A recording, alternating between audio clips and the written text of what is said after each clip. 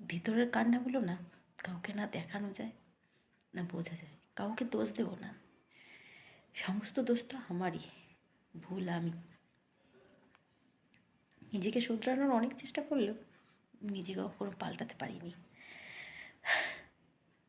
তবে হ্যাঁ, এবার অভিনয় এমন একটা অভিনয় আসছে, জীবনে অভিনয় করতে শিখে গেছি যে ভালো থাকি বা না থাকি, ভালো থাকার অভিনয় সবসময় করে যেতে পারো, সেই চেষ্টা করব। কারণ আমাকে সবাই ভালো দেখতে চায়, আমাকে দেখে সবাই সুখী দেখতে চায়, কিন্তু আমার ভালো থাকার কারণগুলো কেউ জানতে চায় না, কেউ বুঝতেও চায় না, আর আমি না বোঝাতেও চাই না।